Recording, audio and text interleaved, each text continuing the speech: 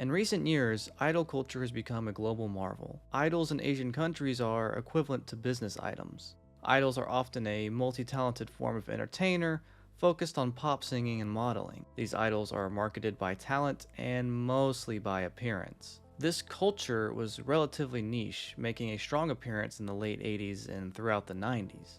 Today, with the advancements of social media and the internet, idol culture has grown significantly in popularity internationally. The K-pop industry, for example, saw an incredible rise in popularity within the 2010s.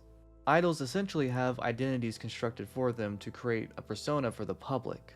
Every action they make is tightly controlled by their talent agencies. Idols have to stay within this persona at all times.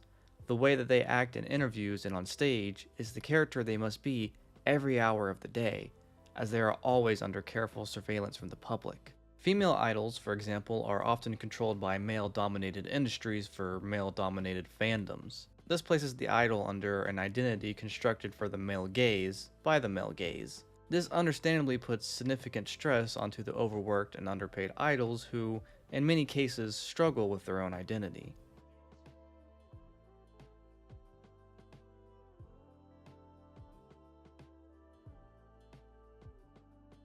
Filmmaker Satoshi Kon was acutely aware of this strange phenomenon, long before it was publicly known or acknowledged.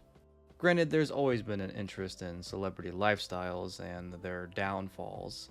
The result of this awareness would be one of the most prolific films of identity study ever created, 1997's Perfect Blue. To properly analyze this film's approaches, we must first consider the male gaze. This theoretical approach, famously developed by Laura Mulvey, is directly addressed and utilized in Perfect Blue. Mulvey's text initially discusses the issues with identification in film, as they were pertained mainly on white male patriarchy, and the pleasure of looking at the women on screen. Mulvey was writing this with Hollywood in mind, but this patriarchy in cinema most certainly can be applied universally. Mulvey's male gaze is a psychoanalytical study that could consider moments where narrative would pause for objectification of women. Mulvey's text explores the misogyny that lies underneath the film and the anxieties concerning emasculation. This fear of castration is built on the fear of men and loss of power to the opposite sex. With this fear of castration, Mulvey opens two particular means in which men will utilize to escape emasculation: sadistic voyeurism and fetish scopophilia. Sadistic voyeurism comes with the punishment of women on screen. Idols in general live in a life plagued by voyeurism, constantly under careful watch by the public and media. An innate guilty pleasure that stems from viewing, one of which that victimizes the viewed in the male gaze. Fetish scopophilia is more so to deify the subject, to fetishize them into something of greater value. In its own regard, strips away their humanity and still objectifies them. We'll get more into that a little bit later. Director Kon puts his own spin on this concept. Our identifier is a female lead in this film, but Kon uses Mulvey's gaze as a tool to allow the audience to share in the horrifying experience of objectification from the male gaze.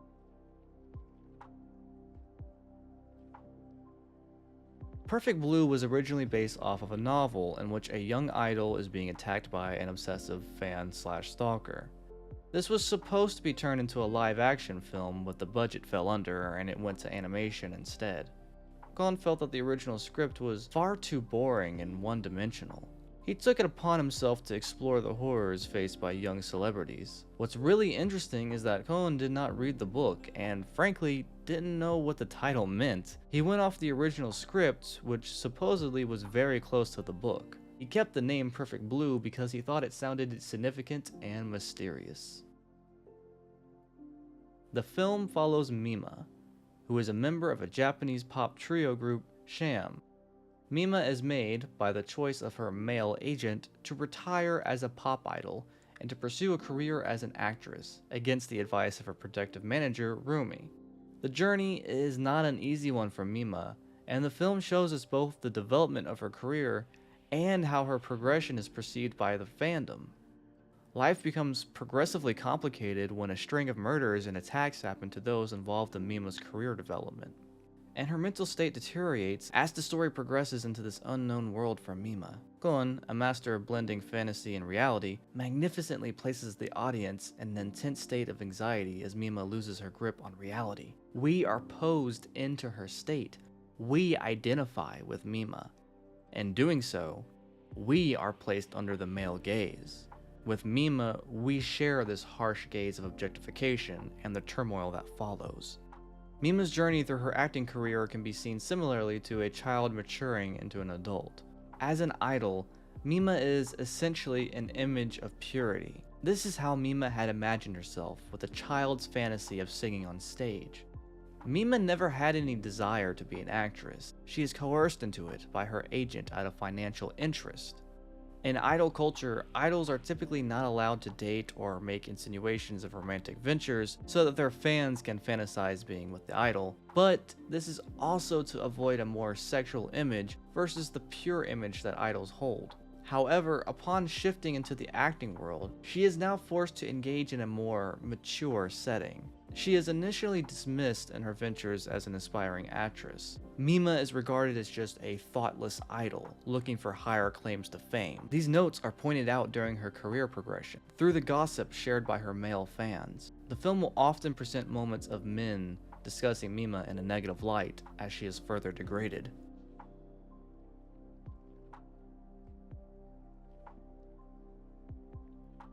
As Mima now enters the mature world, sleazy men will jump at the opportunity to place her in provocative positions for their own gain and entertainment. Her agent demands a more important role for the character, and the screenwriter cruelly cast her as the victim of a rape scene, which must be filmed graphically. Her agent even brushes this off nonchalantly, using Jodie Foster as a reference, who famously starred in The Accused, one of the first films to really tackle the subject in a realistic light and got real acclaim. The male agent, however, couldn't be bothered to remember the name, nor does he seem to realize the significance of the film as he carelessly uses it as an example for success. During the filming of the sexual assault scene, Kon positions us in Mima's place. We witness the leering faces of the men looking at Mima, at us, during the disgusting act. Even within the studio, it is predominantly male, all jeering at Mima in this horrific situation. Kon has Mima's perspective warp again as it jumps from faces to lights during her fading consciousness. Light serves as a symbol for perception in this film. There are instances in the film where light is overbearing, much like the pressure that Mima feels building on her growing anxiety. We can attribute this to warped perceptions. Mima and the light merge as it transitions to idol Mima on stage, leaving a realistic brutality to a safe fantasy. Take note also of Mima's outfit. It feels mockery of her idol outfit in a more scandalous fashion. The sexual assault scene is one of the most transforming moments of Mima's life. Even director Kon marks this as the most important moment. It marks the major transition from idol to actress, child to adult, and Mima grieves at her old self. The fact that she does not want to film this scene places her as a victim, like the one she portrays. She has pretended that she is okay with the role, with a smile on her face, leading into one of the most revealing moments of Mima's character. First, we should note that the audience should expect Mima's home to be a safe haven, the one place where she can truly be herself. But Kon prevents even this space from being safe. The shots of her home are initially composed in a voyeuristic manner, where her safe haven is invaded. Nothing is private for Mima.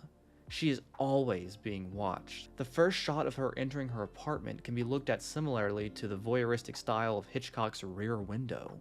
It is as if we are watching her from afar enter her apartment, like a stalker. Even in the first moment of the film where Mima enters her apartment, we cut to her being immediately thrown into the public spotlight. We are still able to witness the more intimate moments with Mima that allow us to see how damaging this is for her though. When she returns home from filming the scene, she looks at her fish tank and sees that her fish are not moving. Although Kon himself has described the fish as a symbol of Mima's deteriorated mental state, it can be seen as something a little bit deeper. At the start of the film, Mima is shown buying fish food, cross-cutting with her idol performance, as if she were feeding her fans like the fish. She is a product. Now that Mima has made such a graphic scene that has ruined her pure image, she has figuratively killed the fish, being a product they no longer want. It's also interesting to note that fish do not have feelings or intimacy for their owners.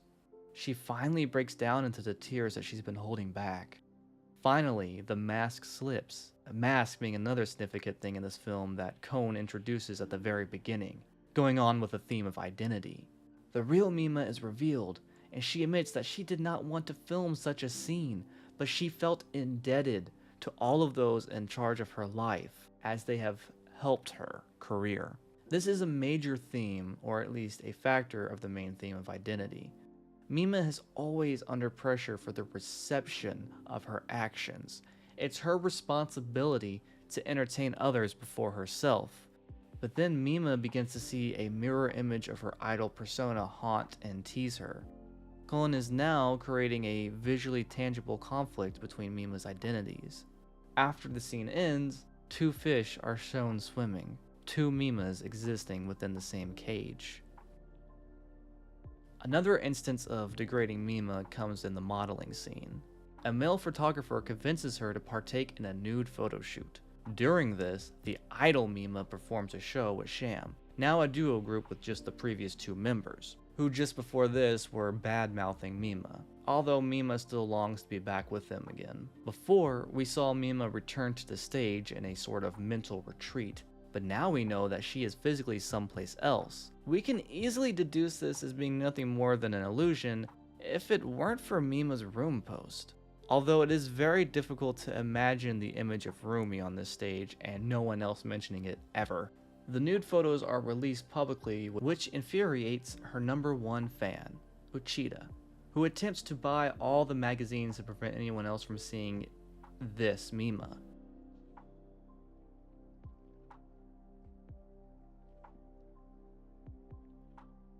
As before mentioned, idols belong to the public. They are nothing more than the identity constructed for them by social perceptions, or how their managers write them out to be. Idols are not allowed to date or act how they choose. They absolutely must keep up a facade at all times. If they ever break these rules, the fans will shred them apart and ruin their lives. Mima constantly checking her appearance and reflections is an example of this. She is carefully observing her reflection, studying her appearance. She must always be on guard for her fans. This revolting sense of entitlement that fans hold is embodied in one particular character, Mamoru Uchida. Uchida can be connected to the concept of fetish scopophilia. Scopophilia is the pleasure of looking, but Uchida takes it one step further. Fetish scopophilia is the act of placing high value onto a person, fetishizing them into something more divine. Uchida is an extreme but nonetheless realistic case of someone who overvalues another person. In Uchida's eyes, Mima is both a deity and an object of possession. One note to consider is the literal image of Uchida's eyes.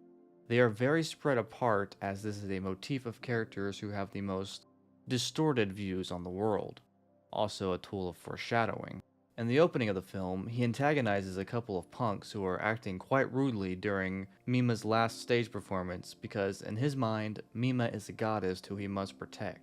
He holds out his hand and imagines his goddess like a dancing doll in the palm of his hand. We are introduced immediately to the fact that because of Uchida's overvaluation of Mima, he is willing to bring harm to others. While doing so, he is very possessive towards someone who he's never even met. Ultimately, his overvaluation of Mima is both harmful and punishing of her as the story progresses.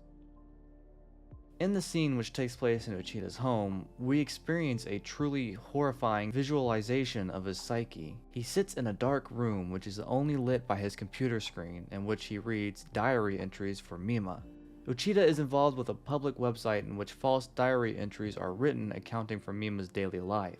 Mima finds this cute at first, but it becomes evident quickly that someone is not only documenting her daily actions, but creating false justifications for her actions. Whenever Mima does something that her fans would not agree on, they speak on her behalf. The author would write something akin to her actions being the result of something she was forced to do, rather than what she wanted to. Obviously, they have no real idea of what Mima wanted, but they continued to construct her personality for their own benefit. Uchida partakes in these diary entries as he must defend the honor of his goddess. Eventually, Uchida joins forces with someone claiming to be the real Mima.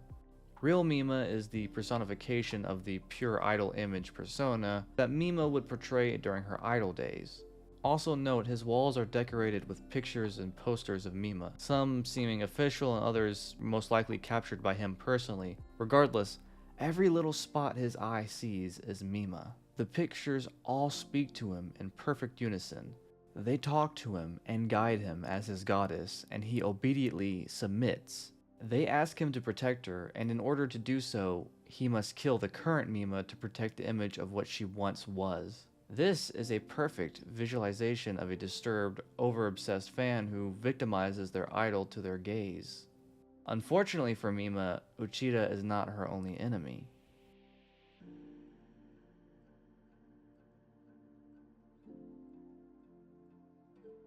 Mima's mental instability is established through masterful use of jump cuts and scene switching, which play with space in such a manner that toys with the audience's sense of reality. Just like Mima, the story gets more intense when the men controlling Mima's career become victims of attacks. These range from bombs sent in a letter to home invasion and murder. The screenwriter who wrote Mima's rape scene is murdered in a parking garage while a sham song plays. The obvious red herring is Uchida, who always finds himself where Mima is. It becomes more complex, though, when the audience witnesses Mima engage in murdering the photographer who took her nude photographs. Mima bursts into the photographer's room and stabs the photographer repeatedly. Let me express that this is not a story of power or revenge. This is not the real Mima, although Kohn deceives us quite well by cutting to an image of Mima waking up in the morning staring at her hand. In a sense, the viewer could almost imagine or feel the knife being held in her hand. Almost a sort of film phenomenological approach. The film sets this up earlier too, with a moment of Mima shattering a glass in her hand, which results Mima considering her own reality. Nonetheless, Kohn gives us a major indicator that there is an imposter in our midst.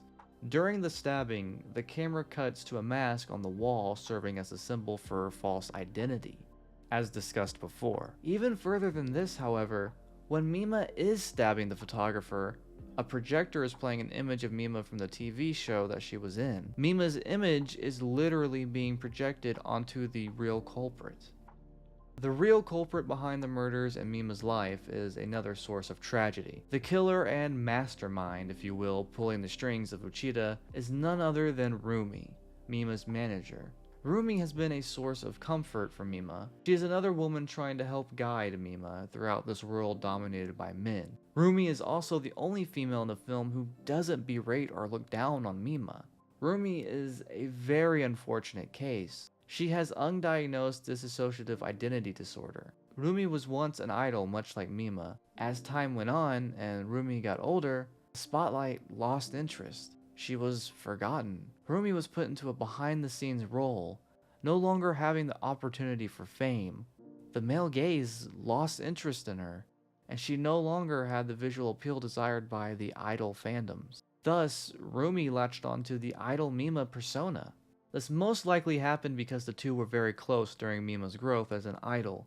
It can be looked at in the same light as Rumi living vicariously through Mima. It quite literally tore her apart watching Mima's transition from an idol to an actress. Now that Mima has decided to leave the life of an idol, Rumi has also lost her outlet. Rumi's tragedy also stems from the construct of identity. Rumi reveled in the idol persona made for her. Although we don't really know too much of Rumi's past, we do have enough context within the film to defer this. Kohn himself said that the film's main theme is perception. That is how others perceive ourselves versus how we perceive ourselves. The person that we are when we're alone versus the mask that we put on when we go outside. We witness Mima's subjugation to the male gaze from outside perceptions and how it nearly breaks her in attempts to accept things happening around her. This creates a brewing identity crisis for Mima. Even through her transition from careers, she is still forced into a persona that is not real to her. She has to be what the public wants her to be, and what they make her out to be in order for her to succeed. The real Mima is very rarely shown to us. She exists only in those rare intimate moments that Cullen allows us to peer into.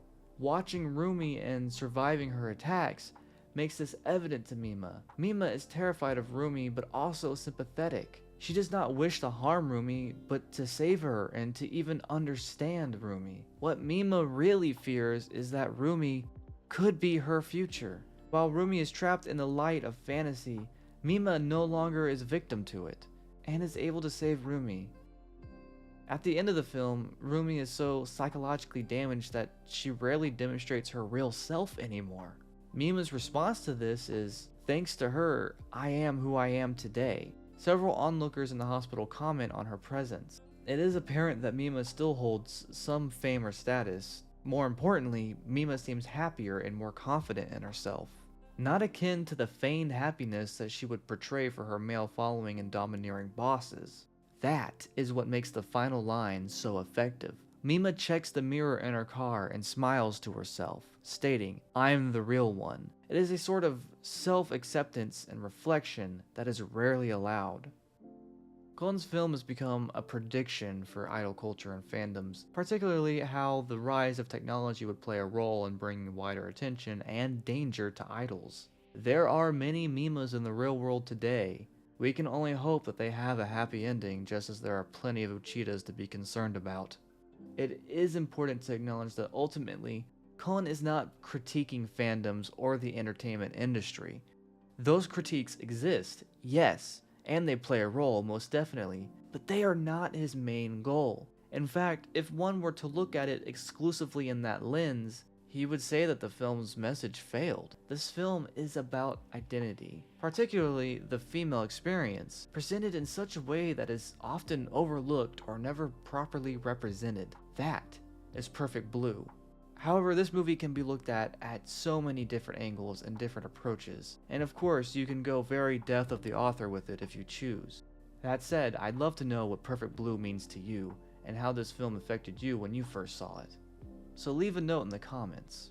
That said, if you enjoyed this video, please leave a like, and please subscribe for more content as it really helps the channel out. As always, thanks for watching.